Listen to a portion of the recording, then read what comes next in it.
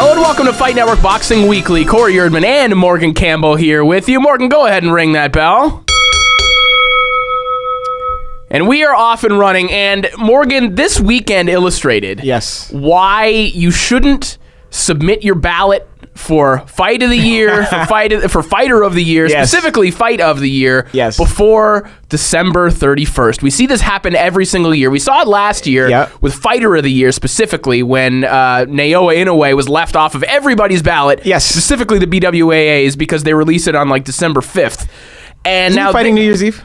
He's going to be fighting again, but last year, he should have been Fighter of the Year, wasn't even on the ballot, and everyone had to scramble afterwards. But everyone is in such a rush to put these lists out that you miss out on good things. So, if you have a list of Fight of the Year candidates that still includes fights like, Provodnikov and Matisse or Mares and Santa Cruz. That was this year, Feels like it was forever ago, man. But that also means that just in the past month, the past 30 days, you've missed about 4 reasonable contenders. And if we're going to do that, then we should just stagger the voting. Exactly, yeah. Right? Why don't we have quarterly fights of the year? There's like Fight of the Year is from December of the previous year to November of the next year. Like the Grammys. Yeah, exactly. No, but, go back to November 13th.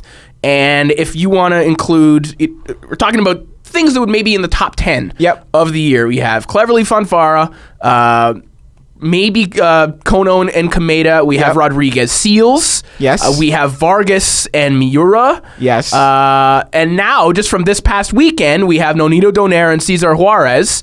And we have Omar Figueroa and Antonio DeMarco. This is all in 30 days. Yes. And we had ballots coming out like 2 weeks ago.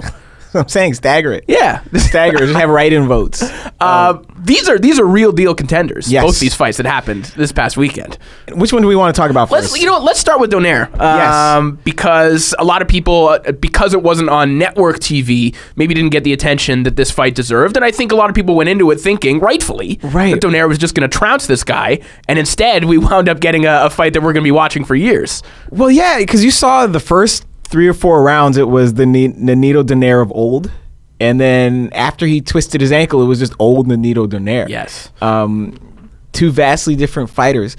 And it's amazing, again, to see Nonito Donaire in the life or death in the co-feature of a card on True TV when 3 years ago, they were grooming this guy to be, the latest next Pacquiao. He was supposed to be the next superstar until Rigondeaux did what he did to him. And as dirty as the sport has done Rigondeaux,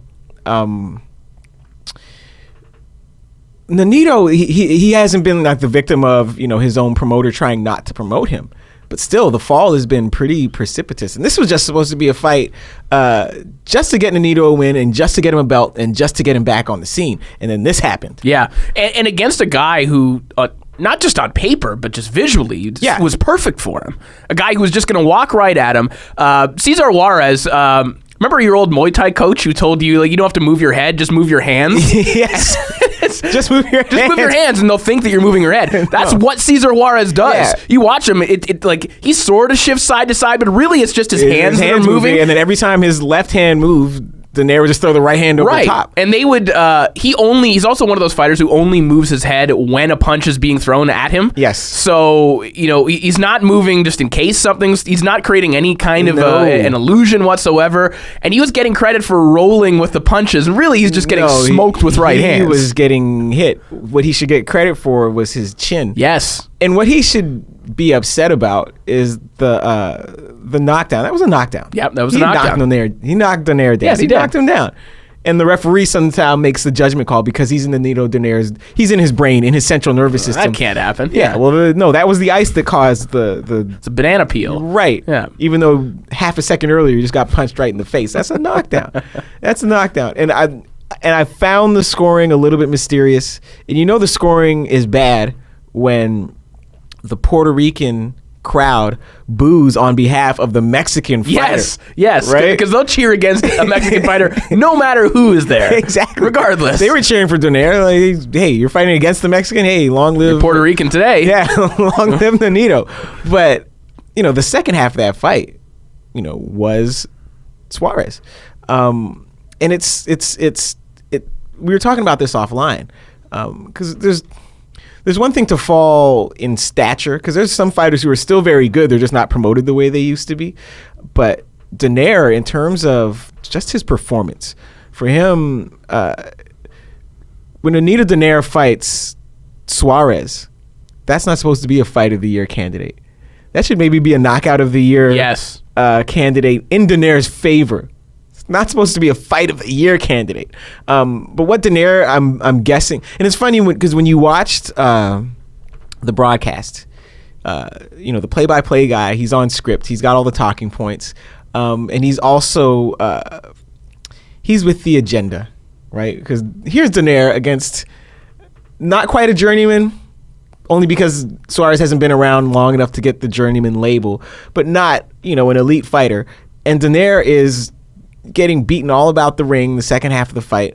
And the play-by-play guy says, so, Ray Mancini, what can Donaire, take from this fight going forward?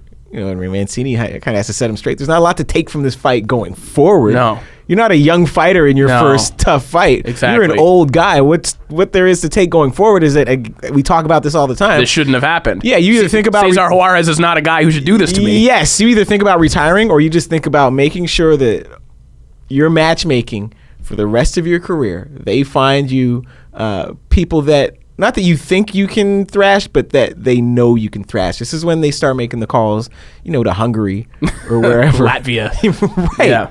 So, to me, the one thing I bet Donaire's camp will take from this, in contrast with Roy, who we'll talk about later, is that Donaire will say, well, you know what? This fight really went south for me when I twisted my ankle. And if I didn't twist my ankle, the second 6 rounds would have been like the first 6 rounds. But we don't know if that's true, if this is just going to be something that old fighter tells himself to explain away a subpar performance. Yeah, I mean, that really is the question. How much of an impact did the ankle injury, if there was an ankle injury, how much of an impact did that have on the fight? Because, visually when you're looking at it, it's not like Donaire was limping around the ring. Right. That doesn't mean he wasn't hurt. It means that I just don't know. Right. And I haven't heard Donaire talk about it one way or the other. Donaire was still moving. Yes. He was still able to shift side to side. It was just that Juarez started to catch up to him. Yes. And the ankle injury kind of came at the same time that Juarez got to him for the first time. And I wonder, to what degree that had an impact. If it was a serious ankle injury, then maybe you can explain some of this away. But you can't take away the impact of that fight on Donaire. That is going to be there. And the other thing is that Donaire has, even before this fight, Donaire, when he was dominant, when he was great, when he was a pound-for-pound top 5 guy, was always a giant in his weight class. Yes. And eventually, he had to grow into his actual frame. He couldn't melt down to 115 anymore. No. And he couldn't melt down to 118 anymore. And now, when you're fighting at 22 and 26, where he's at now, he's hitting Juarez with some crazy shit, like Rocky Balboa uppercuts, and suddenly can't get rid of the guy. Suddenly guys can take it. Exactly. Suddenly guys can take it. And he's going to be up against that. What was the fight against Walters at? Was that at 126? Walters is the champion at 126. Massive. It's huge. He can't even make 26 It's the same anymore. thing. What's Walters fighting at this weekend? No, it's still for a title, so he'd still be at 26. He's fighting at Turning Stone. We're going to be there. Yes. Yeah. But, and Walters is going to run into the same thing when he goes to 130, 135. He's just used to being massive for the weight class. And, hey, wait a minute. How come these guys, did I get weaker? How come these guys can take my punch? Well, no, it's just because you don't have this size advantage anymore. And so for Nonito, when you think about going forward, and I don't know how much more forward there is to him. And this is not to say every time a guy loses a fight, he should retire. But there's just a standard you're used to. So some guys can go out here and engage in these thrilling brawls with Juarez, but Nonito Donaire shouldn't necessarily be one of them. And again, if he wants to keep dominating, he's going to have to set his sights lower, or if he wants to keep fighting for titles, he's going to have to resign himself to the fact that he might lose as often as he wins. Yes, and there are certain guys who have a style that is conducive to aging, where even if they lose, they're not taking an absolute thrashing. Yes. Donaire's clearly isn't like that because he likes to take risks offensively. He's a creative offensive fighter. He's going to put himself in harm's way. And these creative, fundamentally unsound, super fast, dynamic offensive fighters, wind up like this gentleman over there. Don't age well. Exactly. Right. We'll talk about Roy Jones a little bit later on, but we have another Fight of the Year candidate we want to touch on after the break as well. Omar Figueroa and Antonio DeMarco also went at it on PBC. We'll talk about that when we return here on Fight Network Boxing Weekly.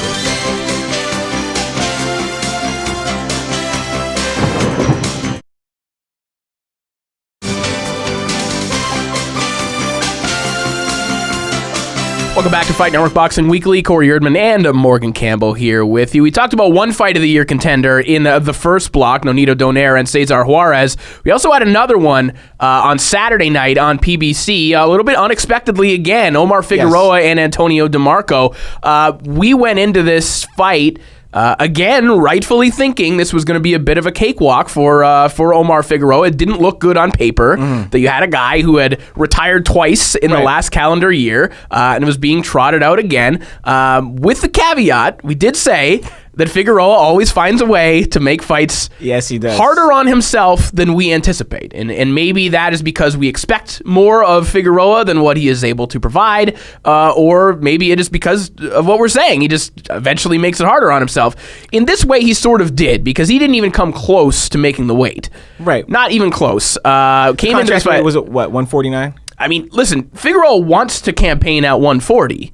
He fought this fight at 151 on the scales, How right? is Figueroa going to make 140 pounds? I mean, he can make 140 pounds, I think, because he didn't look like look. When you saw Omar Figueroa, did he look like a junior middleweight? No, but he can make 100. There's making 140 pounds. Yes, and there's being able to fight at 140 correct. pounds. Yes. So yeah, I mean, he's been doing it. I mean, I could make 140 pounds. Yeah.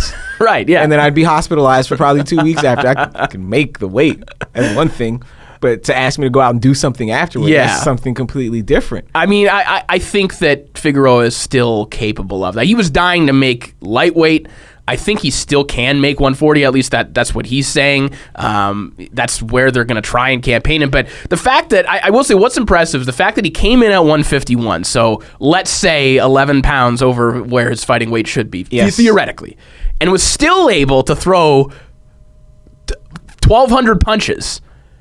And was still able to land over 410 punches. No, but that makes sense. It's incredible. That makes sense because he didn't stress his body out at all to make this weight. So he had all his energy. He wasn't tired. He wasn't recovering from some crazy weight cut. He felt fine. This was just like another day in training to him. He probably ate, 4-course meal before the weigh, and he's like Roberto Duran after the weigh. Just over there. Hey, let's go bite into that grapefruit right through the skin. Can we go to the Sizzler before the weigh-in? Why not? I'm not making this weight anyway. Pass the pasta. Figueroa. Because I was looking at this and I didn't realize, they were fighting at above welterweight. Because I still think of these two guys as lightweights. Yeah. Figueroa. What makes him compelling is the thing that's always going to impede him is just his style of fighting. Yeah. And he can only take it so far. And there's a lot of guys he can beat that way, just pressure. But he takes a lot of punishment, as we saw. So you can do that up to a point, when the guys get too big or when they get too good, or you just get tired of getting punched in the face. Like, you might not mind it, but there's only so many punches you can take in a career. And that's where, a guy like Figueroa, because he reminds me, was I crazy for thinking that Figueroa is a lot like Baby Bull Diaz? In a way. Just coming forward, doesn't hit particularly hard. Yeah. But just throws punches all the time. And that style works until it doesn't. Mm-hmm. In the second half of that fight, particularly the last 3 rounds, that style didn't work because he was just walking into straight left hands.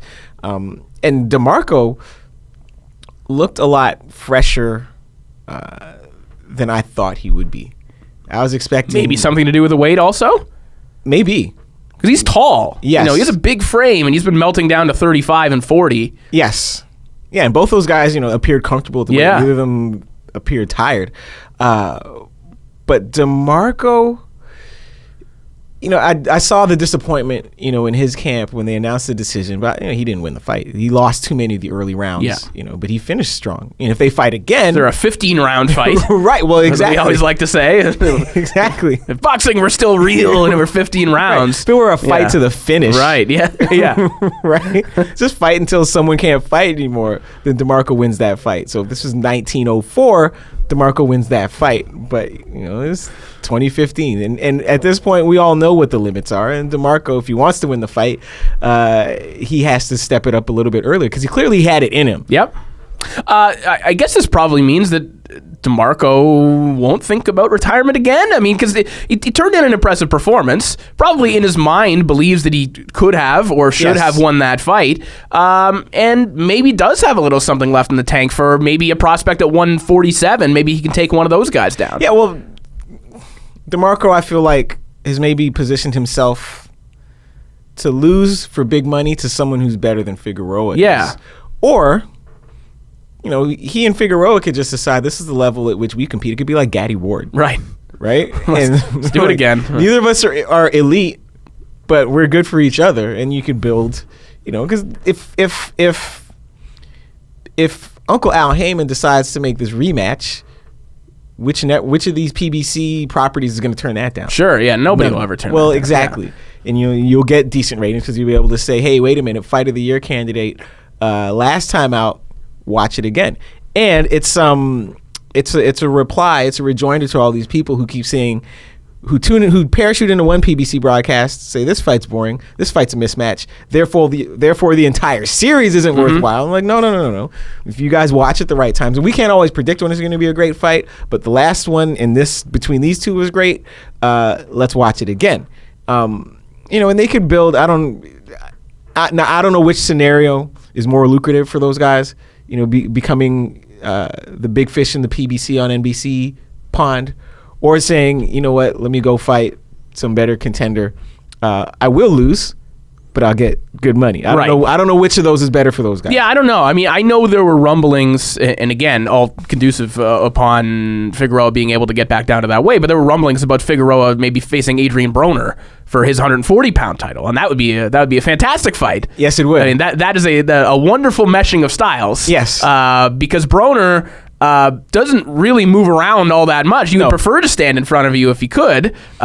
Is not as defensively talented as he thinks he is. Yes. And you'll have a guy who will chuck 1,000 punches at him and also gets hit plenty himself. Yes. I think that would make for an excellent fight. What's interesting to me about Figueroa, just as a psychological study, is that talking to Figueroa, he doesn't even he's actually said out loud, I don't really like boxing. He wanted to be a pitcher.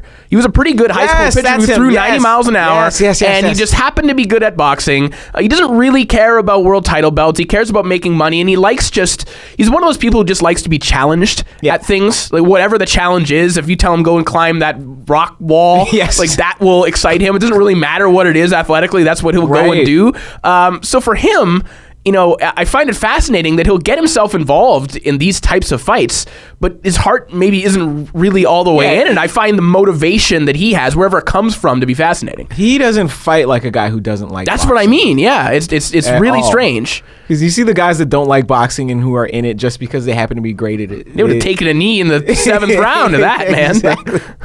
Exactly. And I remember now, and Figueroa is he's a fascinating guy. He is. 90-mile-an-hour fastball, the academic scholarship to Texas A&M. Yes. And then he winds up boxing. Yeah. And you know what? And if he winds up punch drunk, he's going to be really bitter, at the choices he didn't make. And I would imagine it has something to do with him and his dad, right? Probably, yes. When you see a guy who's great at boxing but doesn't like boxing but just does it anyway, the ex-boxer dad is usually never far behind.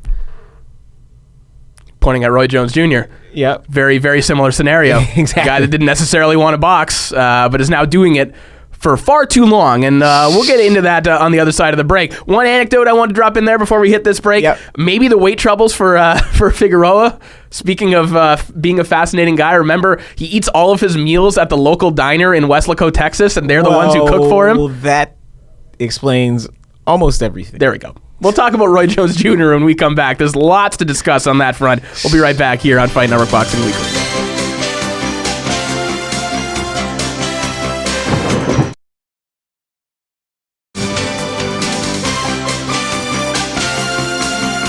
Welcome back to Fight Network Boxing Weekly. Corey Erdman and Morgan Campbell here with you. And Morgan, we've been doing this too long, watching Roy Jones Jr. and knowing the outcome before it actually happens. And the outcome that we feared and seemed to know was going to happen over the weekend in Russia when he fought Enzo Macronelli happened, and yet it still is unnerving and jarring when it happens, even though you kind of know that it's coming. And every single time Roy hits the canvas, and this really speaks to how dire this situation is, every time he hits the canvas, I actually think, is this the time he doesn't get up? Yeah. Well, we've been doing this for 6 years. Yeah. 6 years. Like, before the Morning Jones. Yes. Yeah. Okay, before the Morning Jones, and you hit me up like, hey, Roy Jones is fighting at 3 a.m. in Australia. And I got up and I found a stream, and Danny Green punched Roy Jones in his ear. Same thing. That was it. And he's been doing this. Lebedev knocked him out. Yeah. Was there another one in between? Well, he's had some, silly victories in between. There's Hopkins. I'm talking about where he went out cold. What do you trying to think of other Roy? Because Lebedev is the one. Lebedev was the last one. Danny Green, this one, and you have to start to question too the people around Roy Jones. And I understand Roy Jones is a grown man and makes his own decisions, and people can't talk him out of fighting. But just because you can't talk him out of fighting doesn't mean you have to be the one to enable him. Russ Amber. Everyone likes Russ. Everyone respects Russ. Everyone respects his opinions on boxing. Russ Amber's been around long enough to understand that Roy Jones has 0 left in the tank. So what's Russ Amber doing in Jones's corner? What deal have they worked out? Because at this point in Roy Jones's career, this is not the point where you expect to see a respected, recognized, accomplished trainer in his corner. This is where you expect to see some yes friends. Man. Yeah. Yes, because all the respected, recognized, accomplished trainers have said, man, I can't do anything with you. You're 47, 48 years old. You're just going to hurt yourself. So the whole scene, was disturbing to me, as it should be. And it's funny, in this sport, and people who observe the sport, people who write about the sport, people who chronicle the sport, every year we have Fight of the Year, Prospect of the Year. We also have Knockout of the Year, right? Because we want to see something spectacular. Knockout of the Year invariably is some one-punch destruction of someone. But the thing about the Knockout of the Year is the only thing that makes it enjoyable and well, not enjoyable, but makes it worthy of celebration is that we're reasonably sure that the person on the receiving end, doesn't suffer serious long-term damage in that moment. Yes. And we're reasonably sure that this person isn't compromised heading into the ring. Right, exactly. Because if you take those variables away, then Enzo Macronelli knocking out Roy Jones Jr. is the knockout of the year. Yes. All those visual elements that you look for and whatnot, but remove that and you realize how sick this actually is. Yes, like Roy Jones, from the time he got hit on the temple, and because I saw the knockout first, then I saw the whole round, so I saw that he'd been down earlier. Yeah, on the uppercut. Yeah. Yes. And I don't know to what extent referees are instructed to treat Jones the same as or different from any other fighter. Any other fighter, I guess you let them keep fighting. You don't know. But Roy Jones, there's not a referee out there working a Roy Jones fight who hasn't seen Roy Jones get knocked out before. When he goes down once, you got to understand 48-year-old Roy Jones is not rallying to come back. No. And then 48-year-old Roy Jones is not recuperating quickly enough to take another big punch and keep going. So I don't know why you don't stop the fight, because it's not like you need this to play out to understand how it was going to end. I think just the fact that he was talking to the crowd when he got up or something like that, but he still didn't look steady. And also, would you not be, in terms of what a referee has to deal with after the fact, guilt or whatever, right, the feelings that he has to deal with, would you not rather be the guy that stopped that too early? Yes. Than be the guy that had to give roll he's a Roy champ, Jones Jr. right, over again? Right. Like, Jones was unconscious before he hit the canvas. Yeah. Fell straight on. Box Nation commentators said he's gone, as he's falling down to the mat. Yeah. And again, to your point, as the referee, like, now we can contrast this with last week's stoppage, with the Peter Quillen stoppage, where the referee, or from the outside, it maybe looked like it was too quick, but then when you saw the referee's point of view and you saw how Quillen's eyes were crossed, the referee said, well, wait a minute, let me stop this fight before it gets really bad. So in this case, Jones has already gone down. And you can start to think about, as the referee, and well, you don't have to start to think about it because you know who these people are going in, and you know Roy Jones' history going in, and it's your job as the referee to act as the steward, and because a fighter, most times his will is going to compel him to continue. You have to make that decision for him, and to allow Roy Jones to keep fighting after he's been knocked down. Yeah. It's not like he's shown this great chin in the past. It's not like he's not like mid-career Tito Trinidad where he gets knocked down and comes storming back. That's not Roy Jones. That's not who Roy Jones has ever been. That's not who he is at 48. So I don't know why you let that continue. I mean, there's a fine line, when it comes to referees and taking into account who the fighters are or not taking into account who the fighters are, because just as you don't want fighters or referees to give the A side the benefit of the doubt or anything like that. But that's what happens. But this is such a special case in a farcical fight that you do have to take that into consideration. And this whole discussion is really tricky too with whether or not Roy should continue fighting, because there certainly is some validity to saying, okay, a guy can do whatever he wants. You can't tell someone to not go out and make money. You can't tell someone to do whatever in free country, whatever argument you want to make. Yes. At the same time, this is for the greater good for people to stop Roy Jones from fighting. It's bigger than just stopping Roy Jones from fighting. This stopping Roy Jones from fighting and not giving him a license is saying to the fighters moving forward who are in a more vulnerable position. Yes. Because I do believe that Roy has some money and can make money not fighting. We'll get into that probably on the other side of the break too. But for the fighters who don't have another choice, or think that they can move on and just keep making these paydays and keep funding themselves, it is preventing them from making that decision, because now they won't think, hey, I won't get sanctioned in Nevada, but I can go and fight in Russia, I can go and fight in Latvia, and I can keep this going until it really is dangerous for them. Yes. It's preventing that scenario in the future. So it's not just about Roy. It's about the fighters that we're watching on TV right now, so you're not watching them in another 12 years getting starched in Russia. Well, we probably won't be watching them, whether or not they're fighting. The difference with Roy is that all his fights are still on television somewhere. Yeah. Because, again, we reference this guy all the time. He's not too far from being Antoine Eccles, to tell you the truth, except he's more famous. But he's this guy who has a name, has titles, and who people, Macaronelli's not a young prospect, but if you want to build your record and you want a really quality fighter on your resume, you say, look, my guy knocked out Roy Jones. And this is where he's headed. If he chooses to continue fighting, that's where he's headed, rapidly. We'll talk about this a little bit more on the other side of the break. I think there's some other angles to get into when it comes to Roy. So we'll be back right after the break here on Fight Network Boxing Week.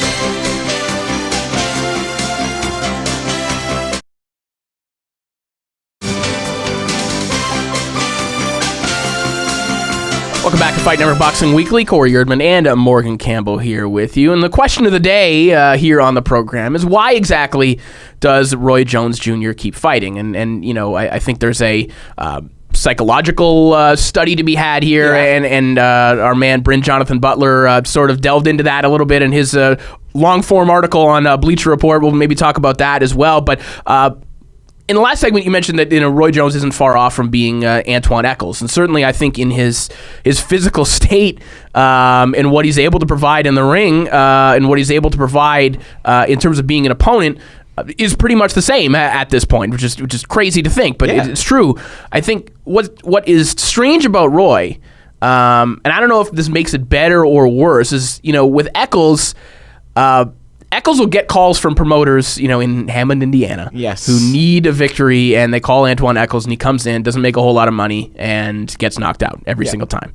With Roy, it's Roy who's choosing these fights. Roy is deciding completely on his own terms to go and fight Enzo Macronelli, to go and fight in strip malls in Atlanta, to go and take all these fights. So it's all him. Roy doesn't usually get calls, to be an opponent anywhere. That doesn't really happen, and so it makes you wonder, why exactly is he making these decisions to do it? Is it money? Because you said Roy probably has money. That surprised me only because I don't know why you would keep doing this if it wasn't for money. Because Roy's not in the position that Nonito Donaire's in. Yeah. Nonito's getting older. Nonito just had a really hard fight against a guy who he should outclass. But Nonito can say to himself, My ankle was hurt, and once I get my ankle straight, I'll be a lot better. Roy doesn't have that. Roy's lost to people in any number of circumstances. And the other thing that fascinates me about Roy Jones is just the complete lack of self-awareness.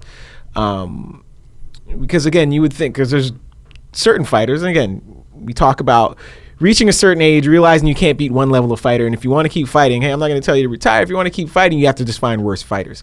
So sometimes Roy finds worse fighters, and he beats the Courtney Fries of the world.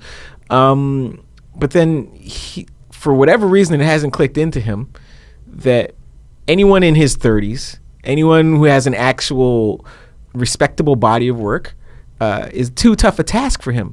That hasn't clicked yet. And I don't know why it hasn't. How many times does he have to get knocked out by a champion or by a contender or by a prospect or by a fairly recent ex-champ before he figures out, oh, wait a minute. If I'm going to keep fighting, I need to find Courtney Fry and more Courtney Fry and fewer Enzo Macaronellis. I just, if Roy doesn't have money, and I think he does, because first of all, he has a deal with HBO. Yes. So he's always going to have that money coming in. He has, in just like other sort of side deals that he sells the Roots of Fight shirts. Yes. So he gets some money in that coming in. He's also Roy Jones Jr., so he can make money going out and just being Roy Jones Jr. Just being Roy Jones Jr. Endorse whatever you want. Remember when Mike Tyson came in here? Yeah. And he just walks in the door and people just start applauding. Exactly. He didn't even do anything. He just, hi, right, hey. great, yeah. Just clapping just because you're you. Roy would probably have a very similar reaction. Yes. Can make money on the autograph circuit, doing whatever. There's ways for Roy to make money that he probably is capitalizing on and could continue capitalizing on. Fantasy boxing camp beating up old corporate types. They would pay all kinds of money to let Roy Jones punch him in the jaw. Here's the other thing. Keep in mind, he has been a trainer for Jean Pascal and for Jesse Vargas, two top-level world-class fighters. You get 10% of their purse if you do that. If let's say Pascal makes $1 million, you take a cut of that too. So if Roy, I happen to know a couple years ago, it's funny I bring up Pascal, but Pascal had an opponent drop out in a card in Montreal, and they inquired about bringing Roy Jones Jr. in as Jean Pascal's opponent, and the offer was for $250,000. So let's just use that as a ballpark figure. Let's assume, and maybe it's a little bit more, maybe it's a little bit less. Let's assume Roy makes $250,000 to go get knocked out by Enzo Macaronelli. Why not just go and train one of these guys? Because clearly your knowledge is valued in the boxing community as a trainer at this point. Why not go and train some top-level guys? If you want to be around the sport, go and do that. Well, we talked about this before, though. A trainer, a true trainer, someone who's in it for the long haul, it's a personality type. Yeah. We don't know that Roy has that personality type because Roy's used to being the star. And it's tough for the star to turn around. Because when you're the star, you're the guy in the stool, and you, especially at his level, when you're a superstar, you're not just a boxer, you're a superstar boxer. In every aspect of your life, people are catering to you. And it's all about people making sure that your needs are met. And then when you're the trainer, you have to put all your thought and all your energy into someone else. And it's difficult to make the transition from the person who receives attention to the person who gives it. And they're very different personality types, which is why you don't see too many star athletes in any sport turn into really good coaches, because it's tough for people who their whole lives have just been focused on themselves. What do I need to make myself better? What do you guys need to do to make me better? To then turn around and be like, well, what do I need to do for you to make you better? And for guys especially who have insane natural ability to explain, like, hey, here's how you throw this quadruple left hook. You're not going to be able to do that. Just put your hands behind your back, and then when he looks away, throw that right hand to the body, and he'll vanish. Yes. I think so much with Roy, so much about Roy is molded by how he was brought up and his terrible upbringing with his father and whatnot. And when you read the story that Bryn Jonathan Butler wrote, and Roy has talked about this very openly, anytime you start bringing up Roy's father, you see a completely different side of Roy, and you realize that everything that he does is intrinsically linked to that. And Roy readily admits that he didn't really want to start boxing like this. His dad made him start boxing. And I think later on in life, he's realized that he does love boxing, and now he wants to do it on his own terms, because in the beginning it wasn't. And I think some of this might just be that. Roy finally at a point where he's not little Roy anymore. He's old Roy. He's 48-year-old Roy, and he's going to do whatever the hell he pleases. Isn't he about to be 49? He shouldn't be doing this anymore. There's no question. He can't he can't run anymore. Yes, his knees. He can't run. So then, what is he doing? How does he get in shape for a fight? Body by Vine. Body by Vine. That's the only way. Swimming, maybe. And it's funny. Roy Jones in the Land of the Giants. Is Mike Tyson too great of a challenge? December 1995. 1995, Roy Jones. Yeah. Would have thrashed 1995 Mike Tyson. Would have thrashed 1990. People don't realize like how compromised post-prison Mike Tyson was. Yeah. Because he comes out of jail and he faces all these guys that are scared to death of him because he's been in jail. The guys, he's been in jail. He hasn't been boxing. 1995 Roy Jones, he would have exposed 1995 Tyson before Holyfield did, and maybe he gets a big payday. Maybe we're having a different discussion. He says he would have, if he got that fight, he would have retired. No. But looking back, we have sufficient evidence that he probably would not have retired. No, not at all. But he would have won the fight. He would have won the fight. All right, on the other side of the break, we'll talk about some heavyweights. Anthony Joshua was in action in a pretty good fight as well. Yeah, we have time to talk about it. Yeah, we got plenty of UK action to talk about when we return here on Fight Network Boxing Weekly.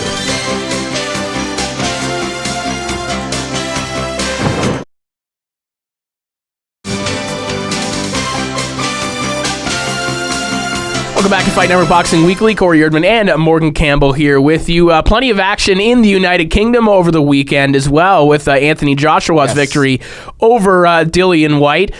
We wanted to point out, and we were just talking about this during the quasi-commercial break, so to speak. Commercial break. Yeah. Paulie Malignaggi fights in the televised opener against Moscatello. Wins the European Union title, and then like 2 fights later is already in a suit and back on commentary. That's how you get that money, man. Yeah, hey, listen, that's how you do it. You get paid twice. Get paid twice for the same event. I'm all for it. That's the best. Because by the time I picked, not that I advocate streaming, I may or may not have watched this on a stream, but by the time I was able to tune into the broadcast, Eubanks' fight was ending, Joshua's fight was about to start, and I just heard Malignaggi on commentary. So I thought maybe because I knew he had gone to England to fight, I thought maybe his fight had been canceled or something. I had no clue. That the initial fight was canceled. He was supposed to fight Gianluca Branco. Right. Couldn't get the deal done or whatever. Branco dropped out, so then they had to find another Italian guy for him to fight. Wow. Yeah. And then he just went straight to the commentary table. Why turn that money down? Exactly. Listen, you bank all of it that you can. Yep. Way to go, Paulie. Yeah, lest you wind up 45 years old fighting in Latvia for these little paydays. Exactly. Yeah, you take all the money. There you go. All the money you can. As I was watching that fight, I thought to myself, Anthony Joshua is like the second coming of Frank Bruno. And then someone else tweeted it, and then Scott Chris tweeted the same thing. Yeah. And that's not necessarily a bad thing. Like, people say, oh, Frank Bruno, like it's a pejorative. Like, Frank Bruno was a really, really, really good heavyweight. Of course he was. Lost 2 or 3 big fights. Yeah. But, like, Frank Bruno was a quality heavyweight. Physically imposing, powerful, just a little bit slow. Yeah. And that's Anthony Joshua. But Anthony Joshua, there are a lot of heavyweights out there who make him look fast. Yes. Listen, I think Anthony Joshua is still one of the 10 best heavyweights in the world. I mean, do I know that he's ready for whoever else in the top? Do I know that he would beat Deontay Wilder? No. But it's, would I be disappointed if that fight were made today? Not at all. I'd be totally fine with that. Like he would lose to Fury. I think he would lose to Fury, yep. He may or may not beat Wilder. Wilder may or may not beat him. That's what makes that fight compelling. It's the first time in a long time, that you have a fight. It very rarely happens in the heavyweight division where it would be high stakes and you wouldn't necessarily know who's going to win. Well, listen, it speaks to Wilder's general vulnerability as a champion that when the fight is signed with Artur Szpilka for January 16th, people are like, oh, this is a real test for him. I mean, anyone else, he'd be like, come on. If Tyson Fury fought Artur Szpilka, it would be like, what the hell? But I mean, it's that WBC title is very much up for grabs for anyone who can get a crack at Wilder, and I think Joshua at least proved in this fight against Whyte that he can weather a storm early on in the fight, because Whyte was getting to him and was making him very uncomfortable, was freezing him a lot, made him a little bit hesitant early in the fight up until round 4, and then he was able to regain that confidence in his offense and start taking control of the fight. Yeah, and to me, again, and I talked about this on Twitter, like, we often perceive the taller fighter as a superior boxer just because he's taller. But Whyte seemed to have a little bit more craft to me, and he was able to walk Joshua into a lot of punches that Joshua didn't want to take, but Whyte was setting the traps and Joshua was falling into them. But credit to Joshua, And this is where you see how good someone really is, when you make mid-fight adjustments. And it started to occur to me that, the winner of the fight would be the guy who's able to carry his power into the later rounds, and that was Joshua. So White asked a lot of questions of Joshua, but Joshua had the answers. Yeah. So at this point, yes, I know he's not as good as Fury, but who cares? He's also still developing. The guy's been pro 3 years? Yeah, this guy with 14 fights. We can take our time. He is still developing. So is he as good as Fury? No, he's not. Is he as good as Klitschko? No, he's not. But is he the most intriguing heavyweight out there right now? To me, yes, absolutely. Yeah. And I think the proposed next fight, and it probably will be what happens, a matchup with Derek Chisora, is a great test for him. Derek right now. Chisora is still around. Yes, I mean, but that's a great test for him. Yes. A guy who has a good chin. It's taken David Haye to stop this guy. He's going to keep coming for 12 rounds. Let's see if either A, Joshua has the power to stop Chisora, as David Haye did, and Derek Chisora, or B, can weather the storm for 12 rounds. The pre-fight trash talk is going to be like, if you thought Dylan White was talking trash before this fight, wait till you get to Derek Chisora. Remember when Derek Chisora and David Haye got into the fist fight? Yes, and he got hit with a bottle. Yeah, and then Chisora he ran out of trash talk and he just said, "I will physically shoot David Haye." That's right. Yeah, that's not very clever, Chisora. And that kind of defeats the point. Like, I thought you guys go fight him. You make a lot more money fighting him than you will shooting him. I promise you. That's the line you're not supposed to cross. Like, if you ever do like theater or anything like that, like comedy, like the guy that pulls the gun, like, you've just taken the stakes way too far. Yes, it's just cheating. Speaking of pulling a gun, by the way, we got to bring up our man Nick Durant. Right. And this crazy story from the Philippines. So Marudi Muthalani, who was trained by Nick Durant. Apparently Nick Durant pulled a gun. Allegedly. During the rules meeting. Yes. Over an $8,000 purse. Yes. This is what the story says. This is what the story says. That the Filipino fighter wanted to get paid at the weigh-in, and the South African contingent said, no, you get paid after the fight. Right. They said, no, pay us at the weigh-in. And the South African contingent, this is when Durant allegedly pulls out this gun and says, no. Yes. We're paying you after the fight. However, Durant's story is that they were wondering about getting that money early, and they said that would be a bad idea. Let us hold on to this money for you. And then he flashed the gun to say nobody is going to take this money from me. Now, the Filipino camp does not dispute receiving the money. Okay, so this is what I wanted to know is that did the guy ever actually get paid? No, they never. They didn't say we didn't get paid, which probably means they got paid. So. Actually, Durant's story sounds a little bit more. It actually sounds more believable now that I think sounds about it. Much more believable. Yeah. Now, when you look at Nick Durant, he absolutely looks like a guy who would carry a gun. What is that? So, which doesn't, I haven't seen Nick Durant. I'll pull up a picture of Nick Durant. We'll be back with our YouTube picks of the week, and you can give me your assessment on whether or not you think Nick Durant carries a gun. We'll be back after the break here on Fight Network Boxing Weekly.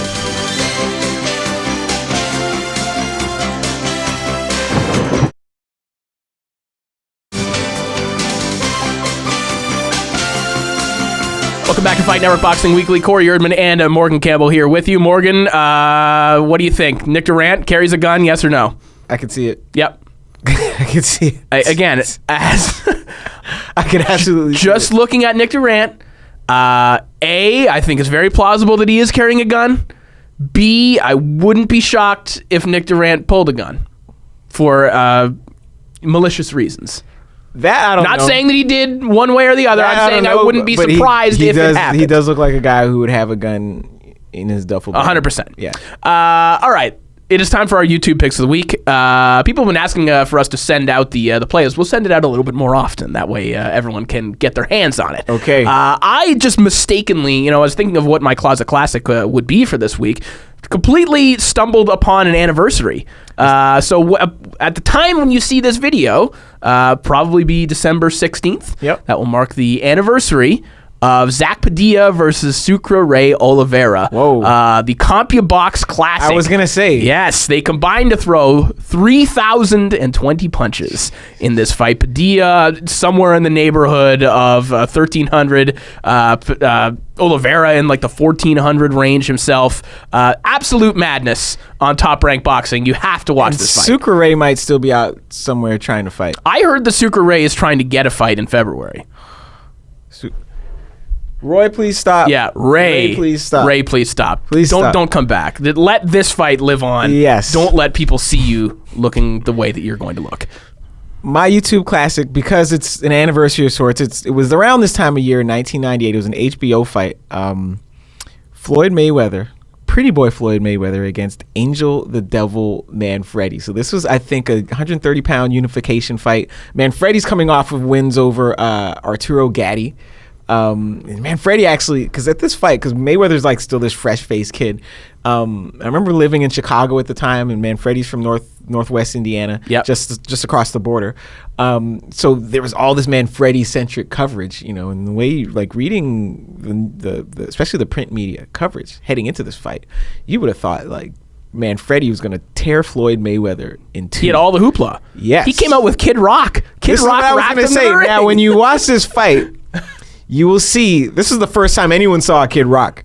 Kid Rock raps Angel Manfredi to the ring. I remember seeing that. I was like, what the hell is a Kid Rock? Well, and I remember thinking, well, I'm glad I'll never have to see him again. And, 18, 19 years later, here we are. We're watching Roy get knocked out. We're watching Kid Rock drop country albums. So watch this fight. It's over fairly quickly. It's a quick, very clinical, efficient performance. You know who wins. It ain't Manfredi. But watch the fight. Aggressive Floyd. Yes. It was a whole lot of fun back in the day. All right, we're getting the wrap signal. Morgan, you and I are going to be at Turning Stone in Verona, New York. We're going to be covering HBO Boxing After Dark. Come check us out. We're there. We'll be there. We will talk boxing. About a 4-hour drive from wherever it is we're doing this show from. All right, we'll catch you guys next week here on Fight Network Boxing Weekly.